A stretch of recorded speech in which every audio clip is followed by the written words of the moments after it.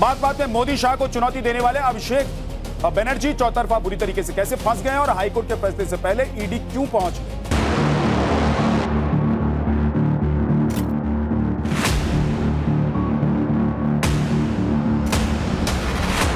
अभी तो मैं बाहर से सुन रहा हूँ कि 59 लोग हो गया। ममता बनर्जी के बहुत बुरे दिन चल रहे हैं। पहले सत्ता गई, जिसके बाद पार्टी में कलह शुरू हो गई और इसके बाद उन्होंने पूरी ताकत लगा दी, लेकिन फिर भी अपनी पार्टी को बचा नहीं पाई। पहले 2 विधायकों को पार्टी से निकालकर उन्होंने अपने विधायकों को मैसेज देने की कोशिश की थी कि पार्टी से बढ़कर कोई भी नहीं है, लेकिन उनका यही फैसला, उनका यही मैसेज उल्टा फायर कर गया। पार्टी से निकाले गए विधायक ऋताभृता बनर्जी के साथ उनके 58 विधायक चले गए। आज ही टीएमसी के बागी विधायकों ने विधानसभा स्पीकर रथिंद्र बोस को अपना समर्थन पत्र सौंपा, जिसे स्पीकर ने मंजूर भी कर लिया। समर्थन पत्र के मुताबिक ऋताभृता बनर्जी विधायक दल के नेता और नेता विपक्ष हैं। जावेद खान, संदीपन साहा और सबीना यास्मीन और सियूली साहा को उपनेता बनाया गया है, जबकि अखरूज सम्मान को टीएमसी विधायक दल का चीफ व्हिप नियुक्त कर लिया गया है। सुनिए कि टीएमसी से निकाले गए विधायक संदीपन साहा ने आज क्या कहा। लेटर दिया, अभी जो एलओपी का रूम है वो अलॉट कर दिया गया है। एलओपी वहाँ पे बैठे हुए हैं। हम लोग चाहेंगे कि ममता दी हमारी एडवाइज़र बन के रहे, हमें सलाह दे और हम लोग ये एलओपी और चीफ व्हिप को लेके दल को अच्छे से चलाए। विधानसभा के अंदर दल का जो दुर्गति है, ये तो सब कोई बोल रहा है कि इस पे कहीं ना कहीं अभिषेक बनर्जी का विफलता है।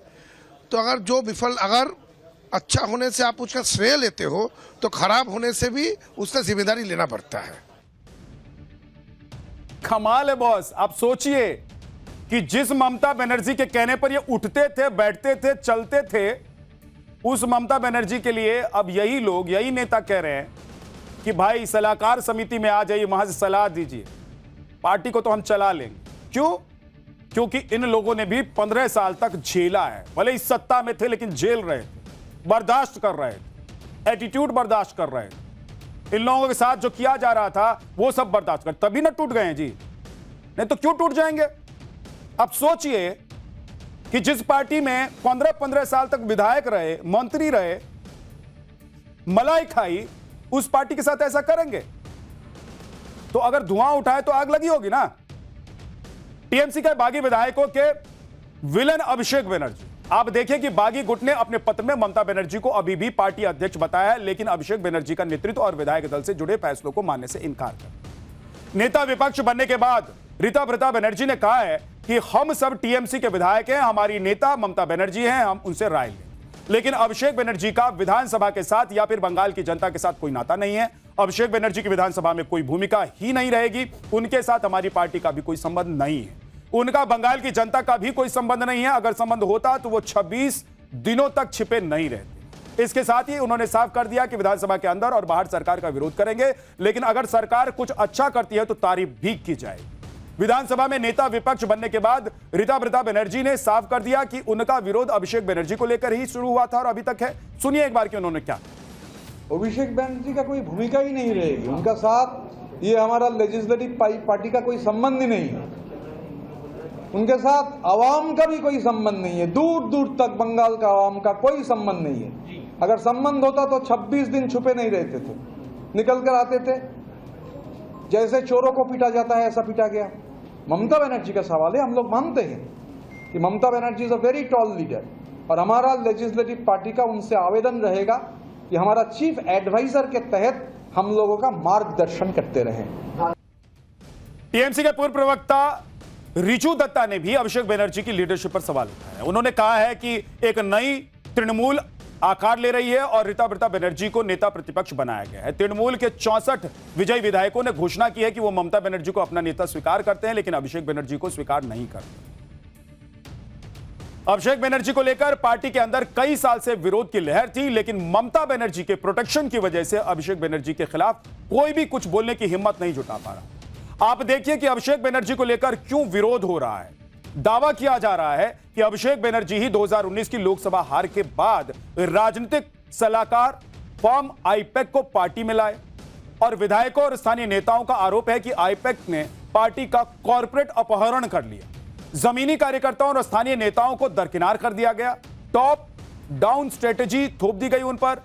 और इसके बाद नेता हार की बड़ी वजह मानते हैं इसको, जिस तरह की स्ट्रेटजी के साथ आईपैक ने काम किया। विधायकों का कहना है कि अभिषेक की अहंकारी, अपमान करने वाली और परिवारवाद की छवि ने पार्टी को बेहद नुकसान पहुंचाया। कटमनी, कोयला घोटाला, घुसपैठ और संदेश खाली जैसे मुद्दों पर भी जनता का गुस्सा अभिषेक पर फूटा। हार के बाद कई जगहों पर टीएमसी नेताओं पर जो हमले हुए उसमें इसकी बड़ी भूमिका थी। ममता बनर्जी तो राहत की सांस ले रही होंगी कि इतने विरोध के बाद कम से कम पार्टी तो बच गई, लेकिन ममता बनर्जी गुट के नेताओं, एक बात तो साफ हो गई है कि ममता बनर्जी के हाथ से टीएमसी की कमान निकल चुकी। अब वो भले ही उनकी लीडर हो, लेकिन कमान उनके हाथ में नहीं रही। अब ममता बनर्जी गुट की तरफ से कहा जा रहा है कि जनता फैसला करे। ममता बनर्जी की तरफ से पोस्ट किया गया है कि जिन लोगों ने आज दीदी के साथ विश्वासघात करने का रास्ता चुना है, उनका फैसला आखिरकार जनता ही करे। उनके ये कदम इस धारणा को ही और मजबूत करते हैं कि वो बीजेपी से जरा भी अलग नहीं है। ममता बनर्जी की सबसे बड़ी ताकत पार्टी के जमीनी स्तर के कार्यकर्ताओं और समर्थकों का अटूट समर्पण है। वो लोग संगठन को मजबूत बनाते रहेंगे और पूरी निष्ठा के साथ इसके आदर्शों को आगे बढ़ाते रहेंगे। कुणाल घोष तो यहां तक कह गए कि इससे बीजेपी को ही नुकसान हो जाएगा। सुनिए कि उन्होंने क्या तर्क दिया। हम लोग एक खत जमा दिया, उन लोग एक खत जमा दिया।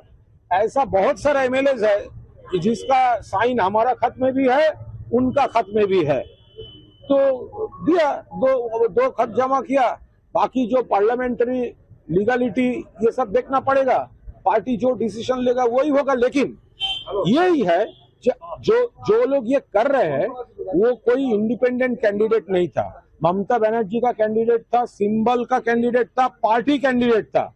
अभी एंटी डिफेक्शन से बचने के लिए हम लोग ये एक्चुअली प्रॉब्लम किसका है, अभी से तो जो लोग उधर जा रहा है, साइन कर रहा है, उस एरिया का भाजपा का प्रॉब्लम है। क्योंकि ये लोग तो कुछ दिन बाद वहीं पर बीजेपी पॉलिटिक्स करना शुरू ना कर दे। अब कुणाल घोष को सुनकर आप ये कह सकते हैं कि दिल को खुश रखने को गालिब ये ख्याल अच्छा है, लेकिन देखिए कि वक्त जब खराब होता है तो क्या क्या होता है। अपनी पार्टी भी ममता बनर्जी के हाथ से चली गई। दिल को खुश करने के लिए उनके नेता कुछ भी बोले जा रहे हैं, लेकिन दूसरे जो सहयोगी संगठन है इंडी गठबंधन के, जो सहयोगी दल हैं, वो भी इधर से क्यों नहीं मार रहे, उधर से हाथ मार रहा है। इधर कांग्रेस भी ममता बनर्जी पर हमलावर है।